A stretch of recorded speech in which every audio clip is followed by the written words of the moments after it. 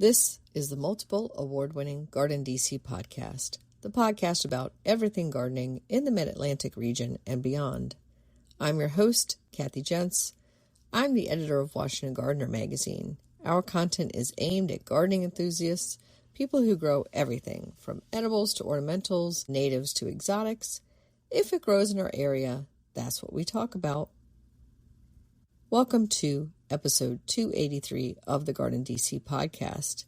In this episode, we talk with horticultural manager Ella Engstrom about the garden history of Tudor Place. The plant profile is on Canterbury Bells, and we share what's going on in the garden as well as some upcoming local gardening events in the What's New segment. We close out with the last word on dividing rhubarb from Christy Page of Green Prints.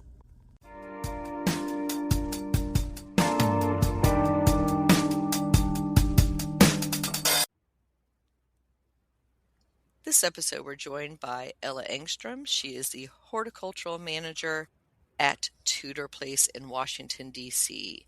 Welcome, Ella. Thank you. Happy to be here. Great to have you, Ella. And we're going to talk all about that hidden gem. And there are so many hidden gems in D.C., right, Ella? But I feel like Tudor especially is overlooked by a lot of people. And we want to put the spotlight on Tudor Place this episode and the historic plant collection there. But before we dive into all of that, we want to talk about you, Ella. And we're going to dial it all the way back to baby Ella. And I'm going to ask, were you born with chlorophyll in your veins and a green thumb? I would say I was born with the enthusiasm for a green thumb, but maybe not the knowledge. I grew up playing outside all the time. We grew a vegetable garden at home in Alabama. I was climbing trees. Definitely had a lot to learn as far as taking care of the plants. I'll always remember the first cactus plant I got in a pot. I was so excited. I said, I'll water it every day. I'll take such good care of it. And then I watched it slump over. Enthusiasm for it, but had a lot to learn. And so what brought you to a career in horticulture? I actually went to undergrad for math, but while I was there, I was doing a work-study position at the North Carolina Botanical Garden. And throughout my undergraduate degree, I got internships over the summer in different gardens. Central Park in New York City, all of it was native plant gardening. And then after I graduated, I got a data analysis job for a couple of years and decided, this isn't for me. I got to go back to working outside. And that's how I ended up here at Tudor Place. Wonderful. And so you're working at Tudor Place, which is in the heart of Georgetown neighborhood in Washington, D.C. Do you live in the suburbs? Do you live in the city? I'm lucky. I live in the city. I can walk a mile to work every day. I don't have to deal with a commute. That is very lucky, Ella. And do you have a home garden there? I'm in an apartment, so I've got a balcony, bigger balcony, and of course we've got vegetable plants growing out on the balcony now. And do you have any favorite things that you're growing, maybe houseplant or in your vegetable balcony? This year we're going to try and grow okra in the planter on the balcony as like a screen from our neighbor's balcony. We'll see how it goes.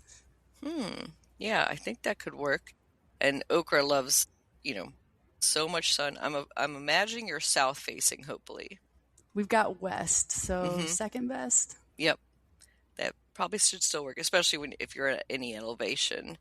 And yeah, it's so fast growing and you might even get some good things to eat off of it. Fingers crossed. All right, so let's talk a little bit about Tudor Place itself and your position there. What are your duties as horticultural manager? It's not a small garden, but it's not the size of, say, Longwood, right? So right. Is it just you or do you have other staff helping? Right now it's just me. We've got 5.5 acres in the heart of Georgetown.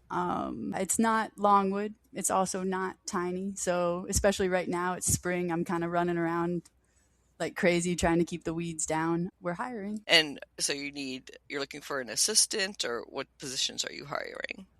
We're hiring for a blended position, helping in the grounds and helping taking care of our historic buildings as well. Listeners out there, if you're looking for some combined position, especially indoor outdoor, that sounds great. And I was going to say, for the listeners who are not familiar with Tudor Place, and maybe not even familiar with Georgetown and Washington, D.C., let's describe some of the growing conditions there. I would have said Zone 7, but I'm almost going to say you're a Zone 8 now. Mm-hmm. Yeah. Hot and humid in the summer. Get a couple of decent snows in the winter this last winter. Anybody on the East Coast knows how this last winter was for us. Mm-hmm. Mm-hmm. And are the soils, mainly they're clay in our area, but you might have, being in Georgetown above the Potomac River, maybe some sandy soils too? Mostly clay. We're, high enough up.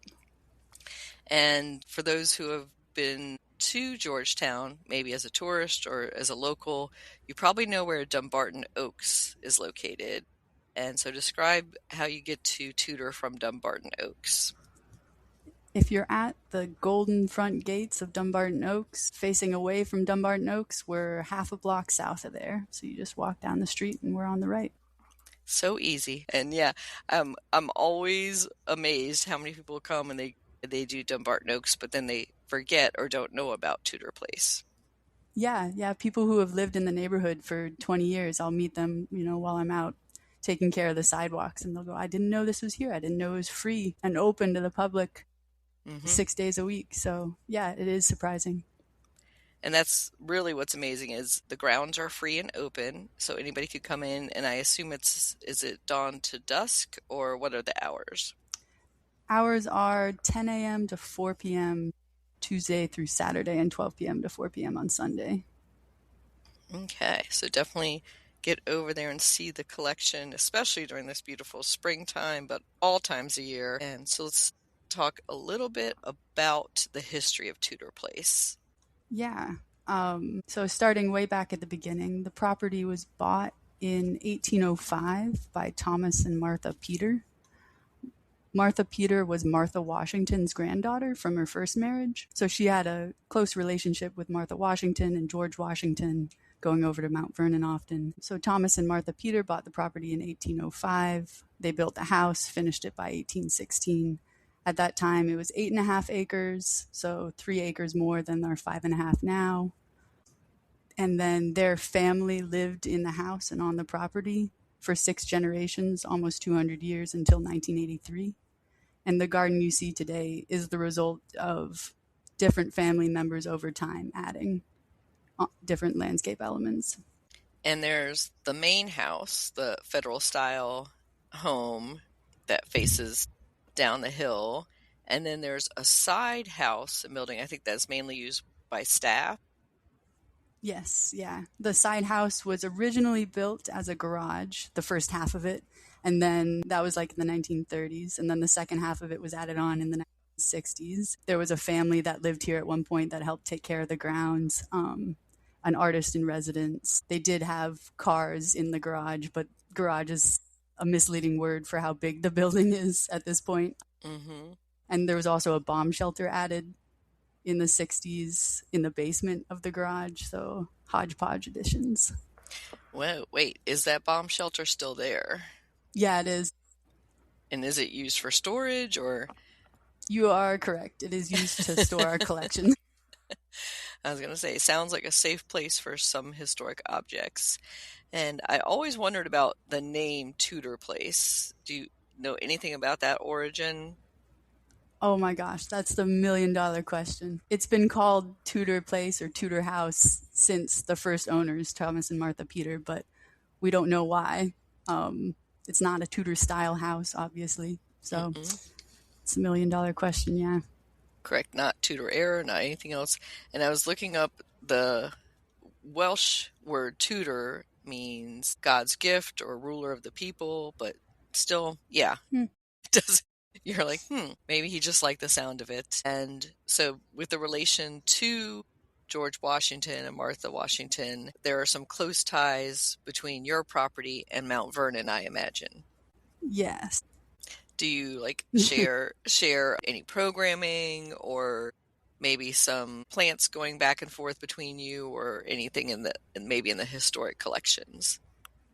Yeah, there are a lot of ties between Tudor Place and Mount Vernon, both with the collections and with the landscape. I don't know so much about the ties with the collections, but some of them are like, we have a original George Washington letter written to Martha Washington. There aren't a whole lot of those that survived because Martha Washington got rid of them when George Washington died.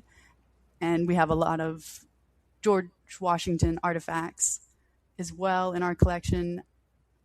And then as far as the landscape, some of our boxwood that date back to the first owners were supposedly cuttings from Mount Vernon. There's a lot of family lore that goes into this. We're still researching. Another thing is we have historic sago palms. They're third generation propagates from the first ones that were bought in 1813 at Pratt's Nursery up in Philadelphia. The Washingtons also bought sago palms from that same nursery and propagated their own over time. And later on in history, they lost theirs and Tudor Place supplied the replacements for them. So there's been a history of plant swapping between the two families over time. Yeah, that's about it as far as I can remember. Well, I was going to say for the sago palm, that's not always winter hardy here. Do you bring it into a greenhouse or how do you winter that over? Yeah, we do have to bring it inside. The Peters built what they called greenhouse, we call conservatory, into the house, a room for plants specifically with giant glass windows facing south. Like Mount Vernon has its greenhouse there that's a separate building, not part of the house, with giant glass windows facing south. And like Mount Vernon, we've got to lug these huge sago palms back inside every winter. And boy, that's a job. I can imagine. And I think that might be my favorite room in the house, Ella, is that glass room that looks down over the lawn and towards the river. And you can imagine that back in the day, the 1820s or so, you could see the river and the port there. And at that point, I believe it was a port city of Maryland. It wasn't part of Washington, D.C. Now the view is a little bit blocked, right? Yep. Yeah. Our trees have gotten a little bit bigger and a couple of houses have been built since then. Definitely. And, it would be nice, but you do see the planes coming into National Airport going up and down the river. Yeah.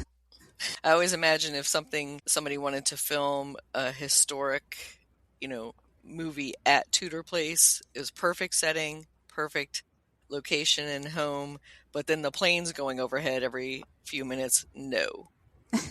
That would be an issue, definitely. So let's go around the property, maybe kind of starting with the close-in gardens and walking outwards. And I know there's like a boxwood, I'm going to call it a parterre. Is it a formal boxwood parterre right out?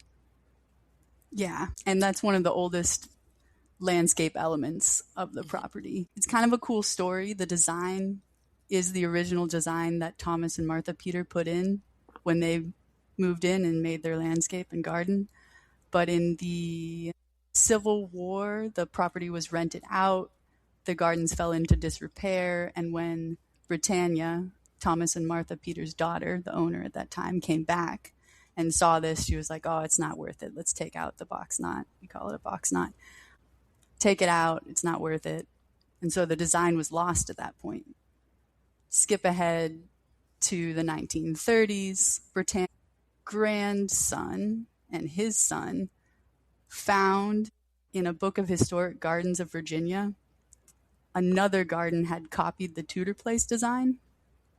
And they were like, aha, we found it. And these two, their name were Armistead Peter Jr. and Armistead Peter III, set about propagating boxwood. We've got pictures of like hundreds of tiny sticks of boxwood that they had made cuttings of, set out in the lawns to make the new box knot. So in the 90s, they laid out the design. And that's why we have it in the place it is now. It was just a little bit shifted to the other side, and now it's in its current space. And that was almost 100 years ago now. So I'm imagining those boxwood need to be renewed or renewal pruning every few years.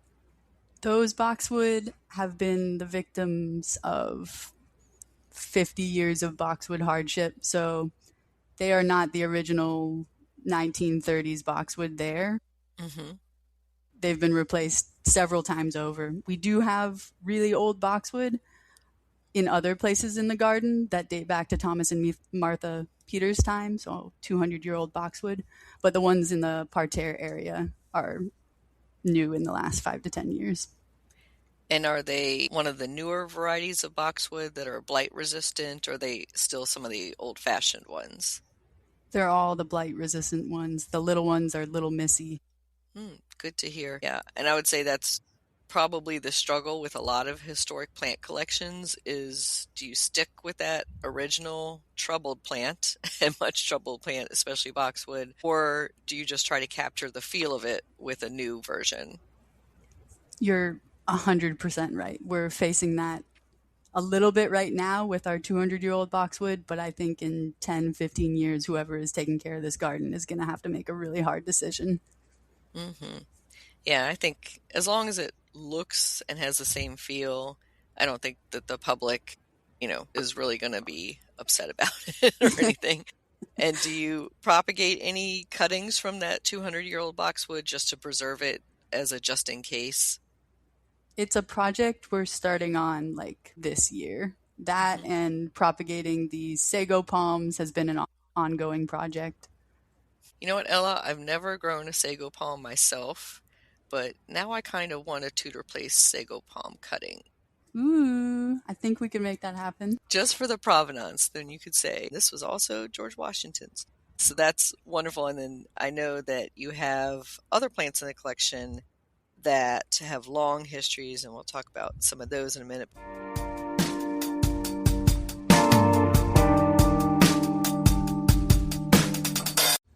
GardenDC will be back after this short break. Get low-maintenance alternatives to lawns with Ground Cover Revolution by Kathy Jentz. Reducing the lawn is among the biggest trends in homeownership, with an endless stream of homeowners looking for an eco-friendly alternative to a traditional turfgrass lawn. In the last few years alone, over 23 million Americans converted part of the lawn to a natural landscape, and now they're looking to do even more. The biggest challenge to adopting this new ideal of the perfect lawn? Knowing how and when to replace your turf and which plants are the best ones for the job. Ground Cover Revolution is here with all the answers you need, and some you didn't even know you needed. Included are 40 in-depth profiles of plants that are perfect choices for replacing a grass lawn. There are options for sun, for shade, for dry and wet sites, and for various climates around the globe.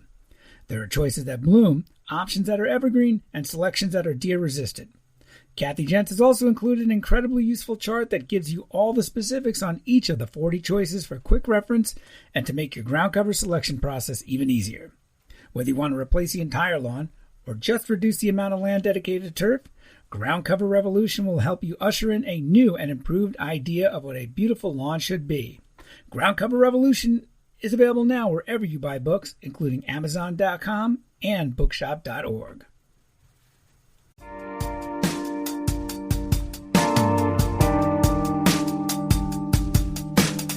Let's continue on through the garden. So past the boxwood knot, it's the north side of the house, correct? That's the European style formal gardens.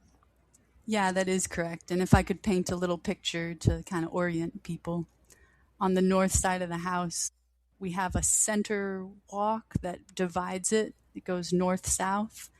It was the original entrance to the property where people would drive their carriages down. And then at the bottom of it, we have this circle of boxwood where they would drive their carriages around. We've got an old locust stump that is the same stump of a tree they would tie their horses to. The family liked to hang on to things over time. So we've got that center dividing line of the center walk, the circle of boxwood at the bottom, and then 4 quadrants above that circle. The garden divided into the classic 4 quadrants. One of those quadrants is the parterre box knot that we just talked about. And then the other 3 have had different designs over the years. One of the areas that I could talk about, specifically one of those quadrants, the circle garden, was put in the 60s by the last owner of Tudor Place. It features a smokehouse apple tree in the middle, surrounded by a circular brick path. The bricks were taken from sites in Georgetown by the last owner himself because he liked the history of it, and then the last owner laid those bricks himself. He put in the smokehouse apple because it was a favorite of his dad's. So kind of an example of how the garden is a result of the family's additions over the years. This was the last owner's addition. The other two quadrants, one we call the orchard because it's got fruit trees in it, not necessarily because there was ever an actual orchard there. And then the last quadrant features a really cool 3-trunk flowering magnolia Loebner hybrid. So those are the 4 main quadrants there. I do love that magnolia. It's one of the earliest flowering, I think. Mm-hmm. It's great to visit in very, very early spring and to see if that's in bloom. And then most of the fruit trees, even though they do produce fruit, right, it's the ornamental flowers that they produce that you're interested in. Yeah, mostly. We do have a Montmorency cherry that we recently replanted. It was there historically. We put in a new one, and that makes these sour cherries that are really, really good to eat, just plain. And I'm going to guess that some visitors help themselves a little bit to the fruit, and maybe some of the visiting squirrels, but you do have a high enough fence, I think, to keep the deer out, correct? You're bringing up lots of good stories. As far as visitors and fruit, for the most part, no, except for the apples. For the last 3 years, I've been watching the apples get bigger and bigger and bigger, and then one day I come into work and they're all gone. And I don't think it's a deer or other animals because there's not little bits left around. They're all cleaned off the trees. Yeah, I don't think that would be a deer. And then that brings me to the deer. For the most part, no, we don't have deer because we have like you said, a fence around the whole property. But 2 or 3 years ago, a deer got in somehow. And we think she was like a refugee. She got hit by a car and then ended up in our place because her jaw looked a little funny. But I can tell you, her jaw looking a little funny did not interfere with how much she ate. Our poor hostas were just sticks everywhere. I call those the celery, the hosta celery, because it literally looks like you planted a bunch of celery, and you're like, oh, that was the hosta. But yeah, so I'm imagining she got relocated shortly after that. We tried our darndest. Eventually she left on her own, but not a huge staff, and we're chasing her around 5.5 acres. Meanwhile, she had some good eating for sure. And in that area, the formal North Garden, I know you have roses. Can you share some of those rose varieties that you're growing there? Yeah, I have to pull up a list if that's okay, because I'm kind of new to the rose variety scene, but I have the list. Okay, so in that parterre, the middle roses are all Grusanaken because they were a favorite of one of the last owner's wife. We've got Camelot, Mary Rose, Chrysler Imperial, Penelope, Champney Pink Cluster, Common Moss, Bourbon Rose, to list some of them. And then we also have next to that area a big old New Dawn climbing rose that's gorgeous in May. Yeah, I think New Dawn does so well for us in the DC area especially. The others, some of those old-fashioned roses and maybe some of the newer varieties might be prone to some black spot and other issues. Do you have a spray program for your roses? We haven't been spraying for black spot. We're trying to manage it as best we can without spraying. So when we do our winter pruning, we're taking off the old leaves, cleaning up the debris from last year. And it's kept it moderately under control. We still have black spot, but it's not as bad as when I first got here. Good to hear. But yes, it is a struggle to have roses sometimes, but it's worth it. And they're such tough plants. You know, they didn't miss a beat during this last winter.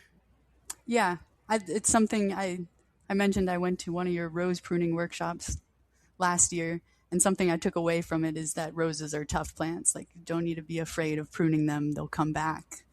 Yeah, I know some fellow rosarians that, they will cut a plant to the ground or back to the node where it's grafted if they find that they just want to rejuvenate the whole thing. I personally am not that brave a lot of times, but it could take most of them can take much more severe pruning that people do. So in the collection of roses, are any of them, aside from the ones that you said were the previous owner's favorite, are any of them like mentioned by the original owners as particular favorite roses, or are you just picking ones that do well in our area? One mentioned in the historical records is an old daily rose. That's the first one that comes to mind. Don't know if that's the modern name for it. And then all the roses that we have here now, I inherited, so I haven't been making any new selections. Yeah, I'm not familiar with the daily rose. Maybe one of our listeners or rosarians out there might be able to enlighten us on what that one is. And then sometimes names change, right, over time, or they have multiple names. So we'll have to find out more about that one. So at the back of the North Garden, I think, is the old gate, but that's no longer used as an entrance, correct? Correct, yeah. At the top of those 4 quadrants, there's a gate that divides Tudor Place property from houses to the north. That was once all Tudor Place property. So it was a much bigger property originally. Yeah, 8.5 acres. It went all the way up to, what is that? R Street, where Dumbarton Oaks Gate is now. Wow. And some of the neighbors have some beautiful gardens in the front. So between Dumbarton and Tudor, you have some good gardens to look at as well. But stay on the sidewalk. That's what I recommend. And then, so looking north and all the way back to that gate, if you're looking over to your right, there's kind of an open, do we call it like a lawn, a kind of enclosed area that you might use for receptions or other things? Yeah, exactly. To the right of the 4 quadrants. It was leveled in 1888 to become a lawn tennis court. 2 of the family members were enthusiastic about lawn tennis. They leveled the area themselves. And then they started playing a lot of lawn tennis. They created the Tudor Place Lawn Tennis Club. That was in 1888 when they made it. And then there was this craze of lawn tennis. And then by like 1910, it was no longer a lawn tennis course. And it sat as a lawn for a while. And then the last owner kind of added more trees and shrubbery to make it a little more ornamental. But when it was in its craze of lawn tennis days, there's a good quote about Grover Cleveland driving by often. One of the family members says, "My father has told me that during Grover Cleveland's administration, they used to sometimes see him coming by in the trap driven by his wife. Quite often the president was sitting asleep beside her, but sometimes if they felt like it, the Clevelands would stop by and watch the boys playing tennis there." Nice. And yeah, I thought it was always a croquet lawn, but close to lawn tennis, because similar era, similar craze, but yeah. And obviously you would have to have flattened that territory for that as well, for croquet. But interesting that lawn tennis was so big back then. And now it's very shady. I think the trees have grown in a lot, probably since it was lawn tennis. I would imagine back then it was very sunny and open. Mm-hmm. And so today you might use it for a reception or other event at Tudor Place. Do you have availability for public rental? Like, do weddings take place in the garden? Up until like last year, we did do small scale weddings in different areas of the garden. We're not doing weddings currently. That may change, but good to know. And so going around to the south side of the house on, is it the west side where there's plantings and kind of a little shade garden off? Is that the west side or the east side of the house? That is the west side. West side, okay. And that's a lovely little shade garden with some seating there. Yeah, and it's also got the largest pecan tree in DC, over 100 years old. We've got like a story about one of the cooks planting it from a nut and then them transplanting it later because they planted it too close to the house, so they had to move it a little further away. But it's huge, so that makes the shade for that area that you're sitting under. I did not ever realize that was a pecan tree. Maybe I'm just not there when the nuts are falling or anything. And so coming around the corner, then you're facing the south lawn, and that's a big English-style landscape. So you have the big open lawn surrounded by groupings of trees and shrubs. Yes, exactly. And some of the oldest trees on the site you can see from there. 2 massive tulip poplars we think were there since 1805, so 200 plus years old.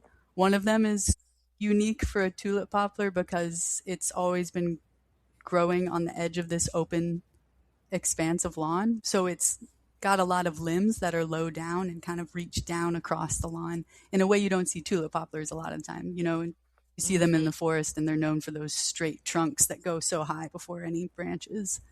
So that one is one of my favorite trees on the site. I love that one too. I've taken so many pictures of it because it looks like when a ginkgo ages, right? Or sometimes some oaks do that too, where they kind of just start going horizontal. And I would imagine that some of your visitors might be tempted to even like sit or climb on that, but I hope they don't. You know, if they are, it hasn't been while I've been watching. Generally, people are pretty respectful of a tree that old. Good to hear. But yeah, it's amazing how old it is and that it starts to go horizontal at that point. Oh, and another cool thing about it having the low horizontal limbs is that you can see the tulip looking flowers that the tulip tree is known for up close, like at eye level, and otherwise you're kind of squinting up at the top of a tree to see them or see them on the ground when they fall off. Yeah, I was going to say, normally you see them because they fall and they just shed so much. But yeah, it's wonderful to have them at eye height to really enjoy them. And so in that same collection around the South Lawn is one of my favorite smoke trees in the city as well. Do you know anything about the age of that one?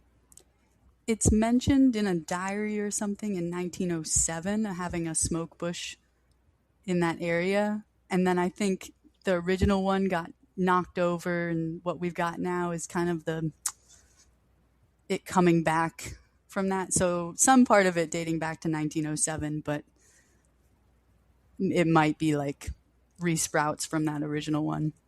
And yeah, smoke tree or smoke bush is so dramatic when it's got that smoke effect to it, but you have to catch it right at that point. Because other times of the year you're like, what is this? But when you get it when it's in that full like cloud effect, it does look like this giant fluffy cloud or cotton candy sitting on the ground. Yeah. And any other specimen trees on the South Lawn? It's not on the South Lawn. It's over by the garage. But another one of my favorite trees is actually 2 trees together. It's the shell of a really old catalpa that we think, because of diary entries, has been here since the original owners. So 200-year-old shell of a giant catalpa tree. And then inside of that shell is a princess tree, a Paulownia, that grew up. So when you look at it at first, it just looks like one tree. You start looking, and especially if it's got the flowers like right now, the Paulownia does, or the bean pods on the catalpa, you tell, they're 2 different trees. And kind of a fun story with that is when there was a family living in the garage, the kids called it the monster tree because these 2 trees growing together in this gnarled way outside their window scared the heck out of them as kids. So it's a cool tree. Yeah, I can imagine because it does have that kind of gnarled wood look, but both of the trees known for being, really hardwood, strong wood. So I think it's so funny that they're duking it out with each other. Yeah. They're both definitely also can be aggressive reseeders sometimes. So I can imagine that that's some more work for you to find all those baby catalpa trees or baby Paulownias everywhere. Definitely. And so walking through, we didn't talk about some of the smaller plants, the perennials and annuals that are throughout the garden. So it's not just the shrubs and trees, boxwood and roses, but I know there's kind of a cutting garden area. And do you use those flowers inside the estate house too? We do not. We don't take a lot of live material into the historic house. Mm-hmm. Mostly for events and stuff is what we use those cut flowers for. It's not a huge production, but just enough. Mm-hmm. And I think they're mainly what I would call the heirloom or old-fashioned annuals that you're growing. Can you describe some of those? And do you start them from seed there? Do you direct sow them? Do you let them self-sow? Are you talking about in the cutting garden area specifically or all over? All over. We currently don't do a lot of annual displays in the last couple of years since I've been here, but I can talk a little bit about some of the old flowers that we have. One of them is in one area we have naturalized Florentine tulips, those little yellow tulips that come up in the early spring. It's kind of a unique one that I haven't seen a lot of other places. Yeah, I think that is definitely a unique one. You see the Turkmenistan, the little tiny ones, but usually in oranges and pinks, not a straight yellow. And do you have other returning plants or resowers that maybe some of them might, I'm thinking, have some provenance back? Yeah, I'm racking through my brain. So they're not original plants, obviously, but we do have lavender on site because we've got some fun quotes about how Martha Peter used lavender in her time. Yeah, here's one. A diary entry from her daughter saying, "Mother dried it and put it into little bags. These she would lay between the linen and the closet, and the whole place would be perfumed." So we have flowers like and plants like lavender that we know were here before, but they're not the same plants. And I'm imagining sometimes you're going to have container plants, some things for color throughout the season. How do you pick, or do you get to pick, Ella, what are the changes in some of those flowers? This year will be the first year I get to pick. Before it has been my old boss, but she moved to Florida, so this year it's on me, so I'm excited. We'll see how I pick them. Yeah, I think that will be so much fun to do, switching out for the seasons, from cool to warm season. And are there any edible plants in the collection? Did they have a kitchen garden? I imagine they must have at some point. Yeah, they had vegetable garden, kitchen garden, nothing formally designed as this space being the kitchen garden. But we have diary entries from the early 1900s about what they were planting when they were putting it in the ground, when they were taking it out of the cold frames. Right now, we keep a little vegetable garden in the orchard area mostly for field trip groups to look at and go, "Oh, this is what a carrot looks like when it's coming out." It's always fun to hear them going by that. And then we have a lot of, I mentioned some of the trees earlier, that Montmorency cherry tree. We've got apple trees, pear trees, a fig tree that just makes buckets and buckets of figs every year that we turn into preserves. We've got blueberry shrubs, an apricot tree that has that beautiful pink early flowers, and then buckets and buckets of apricots later on. Any other edibles that we have? I think that's about it, but just enough. And I was wondering if you have a small gift shop on the estate, and wondering if some of those preserves make it to the gift shop, or is that for staff only? So far, that's been for staff only. But we do sell lavender sachets that the volunteers here have made in the gift shop, and also seed packets from seeds collected on site that our garden volunteers have helped us package up. Yeah, I've purchased some of the seed packets there, and I know I have some teas from the gift shop as well, which is always a nice thing to have, something that, is not a tchotchke, right? Something actually usable as a souvenir and very giftable as well. Oh, and we've also got honey in the gift shop because we've got beehives on site that a local beekeeper comes and takes care of, and then we sell his honey in the gift shop. Yeah, it's fortunate that you have somebody taking care of it, and then you could say, you got this honey from Tudor Place. That's even better. Yeah. And I know that you've lost some trees over the years, and one of those was the great white oak, and some people call it a witness tree. Can you talk about that history a little bit? Yeah, man, you know a lot about Tudor Place. I think it was 2018. Huge old white oak that dated back to when Thomas and Martha Peter bought the property. fell. It fell towards the street and kind of towards the house building just north of our property, but it didn't hurt anyone, miraculously. I'm glad I wasn't there for that. I started 4 years ago, but that left kind of a big hole in the north side of our garden that we're still adjusting from. Is it another white oak being planted there, or you're just Yes. waiting for the other plants? Oh, good. That's good to hear. Because, that is a giant hole that it left. And I imagine it went from full shade to full sun very quickly with the plantings around it as well. You are correct. We've got hostas and Solomon seal that kind of fry in the summer. We're still adjusting plantings to make up for the change. And I think that the plantings there also involve the spring bulbs that come up. So, but they're much more probably happy to get a little more sun than those hostas and Solomon seals are. And any other major tree losses that you can recall? Yeah, actually that whole north line of the property used to have 3 massive oaks on it. One was the one we just talked about. There was another white oak and then a scarlet oak. And the last of those 3 came down in like 2022 or 2023. And we've got replacement ones, but it really changes the character. Before that north line was all shady and now it's exposed to the sun. And we had another huge old tulip poplar come down in the last 10 years before I was here, thankfully, on the south lawn.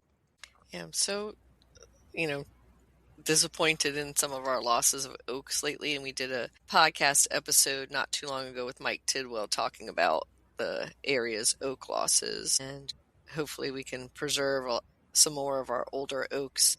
And I'll put that link in our show notes for those who are interested in learning more about that. And so, Ella, if we have listeners who want to contact you to find out more, how can they reach out to you? You can find me and my contact information on the Tudor Place website. Feel free to reach out. We take garden volunteers twice a week and on some Saturdays. Great. And I know you have like a weed warrior type program for helping out, and that's tudorplace.org, and we'll put that link in the show notes as well. And do you have any horticultural heroes or heroines, or maybe prior staffers at Tudor Place that you especially look up to, Ella? Oh, I've got so many. Real quick is one of my old bosses at the Coker Arboretum in Chapel Hill, North Carolina. Margot is who I want to be when I grow up. And then my old boss here, Allison Wally, taught me everything I know so far about formal gardening. And then one other, working so close to Dumbarton Oaks and learning about Beatrix Ferrand. She has become one of my gardening heroes as well. Mm-hmm. Yeah, she's so inspirational. And for people who live in the city and maybe have an apartment or no space to garden, you can come and volunteer at Tudor Place. But what would you say to those who have never gardened before or just coming as a tourist to Tudor Place? I would say come on by. You can treat Tudor Place like a public park because we are free and open to the public. And it's a nice, quiet spot in Georgetown. Mm-hmm. Yeah, I think you can almost have that south lawn to yourself sometimes and kind of pretend that the estate is yours. Mm-hmm. And it definitely, can get busy on spring weekends, right? Is probably your busiest time. But maybe during the week, especially on a summer day, then that's when you can really experience the solitude in the garden. Yeah, definitely. So Ella, thank you for being part of the GardenDC podcast. Any last thoughts or anything we missed about Tudor Place that you want to share? No, I'll just say thank you. Thank you, Ella.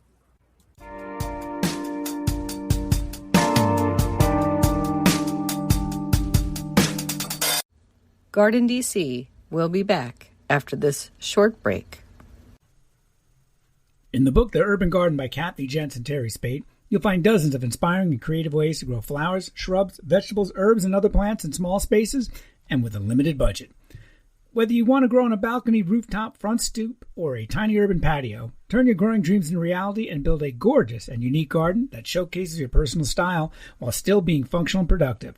With the ingenious ideas and resourceful tactics found here, you'll be maximizing yields and beauty from every square inch of your space. No matter what you grow, the 101 amazing growing ideas found in the urban garden will turn your tiny urban yard into a treasure trove of green you'll be proud to share with family and friends. Buy your copy today at your local retail bookseller or order it online now at Amazon.com or bookshop.org.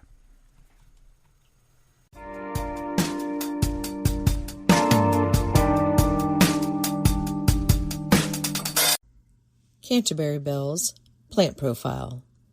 Canterbury Bells, Campanula medium, is an annual or biennial flowering plant that is native to southern Europe. It is also known as Coventry Bells, Cup and Saucer, Lady's Nightcap, and St. Thomas's Bells. It's hardy to USDA zones 5 to 8. It's a member of the bellflower family and has bell-shaped flowers in shades of white, purple, blue, or pink that bloom in late spring or early summer. The tall flower stalks will need staking if planted in a windy location. Canterbury bells prefer part sun. Morning sun is best with afternoon shade, especially in warmer climates. It thrives in moist, well-draining soils. It is deer and rabbit resistant. It's pollinated by bees, hummingbirds, and butterflies. Deadhead the spent flowers to promote new growth. Let it reseed and self-sow or propagate it by division in late spring. Canterbury bells look great in a cottage-style garden or in a rock garden. They also make good cut flowers. Canterbury bells were amongst the first imported flowers grown in colonial American gardens and were grown by Thomas Jefferson at Monticello. Canterbury bells, you can grow that.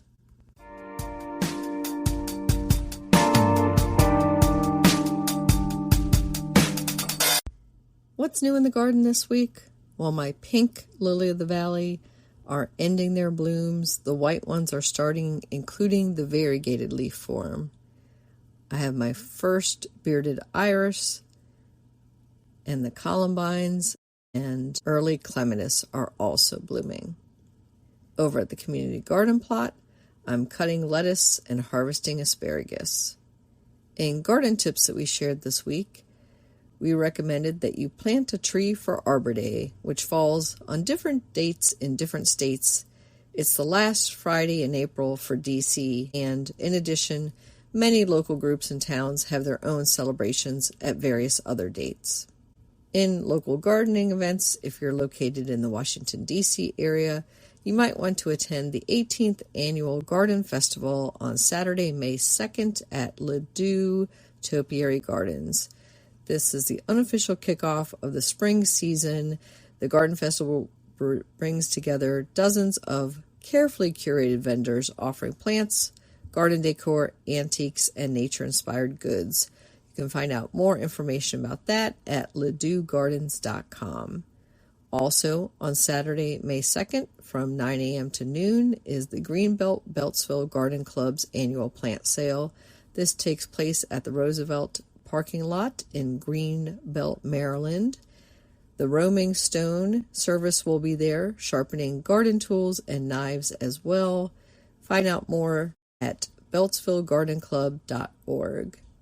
And then the Silver Spring Garden Club is hosting its annual plant fundraiser, the Garden Mart, at Brookside Gardens in Wheaton, Maryland on Saturday, May 9th from 9 a.m. until 1.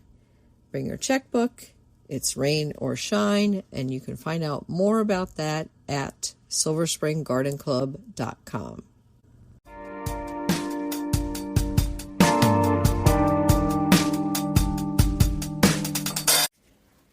This is Christy Page with Food Gardening Network with the last word on dividing rhubarb, splitting, transplanting, and methods for moving by Kim Matus. Rhubarb takes almost no effort to grow, and this perennial plant will give you tart, tender stalks for years. There's just one thing you need to know about it first: dividing rhubarb. We'll get to that in just a moment, but first, it's worth a reminder that while rhubarb stalks lend a lovely tang to pies and sauces, the leaves are poisonous. Rhubarb leaves contain oxalic acid in amounts that can cause swelling, shortness of breath, and death. But you can go ahead and compost the leaves as you harvest the stalks. The leaves make fine compost, and the acid breaks down as the leaves decay. Don't let that scare you away, though. The plant has been popular in the United States since the late 1700s. It could be because this perennial plant can live for decades with almost no special care. And it's not especially vulnerable to diseases. And if your plant is growing too large or you want to share with friends, you just need to go through the process of dividing rhubarb. And luckily, that's pretty easy to do. Each year, as your rhubarb plants grow, they'll produce the next year's buds at the outer edges of the crown. Your plants will gradually get wider and wider, but they may not be very productive. Every 4 or 5 years, it's time for dividing rhubarb. The easiest way to get divisions of your rhubarb plants is to assess them early in the spring. If the crown has a lot of buds and the center isn't producing any stalks, get out a sharp shovel and cut the plant in halves or thirds. Then replant the divisions some distance away in newly prepared planting sites. Here's the catch. You don't necessarily need to dig up your plant to divide it if it's a smaller plant. However, if your rhubarb has grown large and has a substantial root system, you may have no choice but to dig it up. In fact, some rhubarb roots can get so thick that dividing rhubarb requires a hatchet. Try to keep a 6-inch radius around the root and use a garden fork to gently lift up the plant. Do your best to avoid breaking any roots, but know that you may still snap a few. Don't worry, rhubarb is quite hardy. Just keep your fingers out of the way and you'll be fine.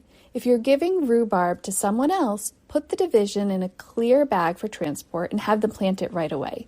Dividing rhubarb is easy and necessary, and it's a great way to increase your rhubarb harvest. That, of course, means extra rhubarb pie. Now, rhubarb will just continue to get bigger and bigger. So if you're going to grow it, I have confidence you'll be splitting and moving it at some point, but where and how? The best time to transplant rhubarb is early spring. So if you're coming to the table with a split or division of plant, this is the time to do it.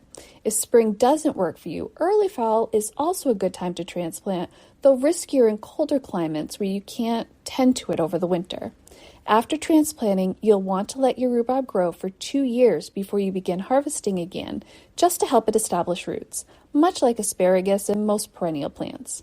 When moving your rhubarb or transplanting divisions, keep in mind that rhubarb wants a spot with full sun and well-drained, loomy soil. To plant your divided rhubarb sections, make space so that they will be 3 feet apart. Plant the rhubarb upright and make sure the buds are 1 to 2 inches below the soil. After planting, water thoroughly and then regularly to help the roots acclimate and grow for the first year. They should be more established and less needy in the second year. If you live in a dry climate, you'll want to make sure that they get a deep soaking once a week for the first season. In year 3, your rhubarb will be ready to harvest gently for 4 to 6 weeks, and after that, you can use as much as you need because it should be well established by year 4. This has been The Last Word by Christy Page at foodgardening.com.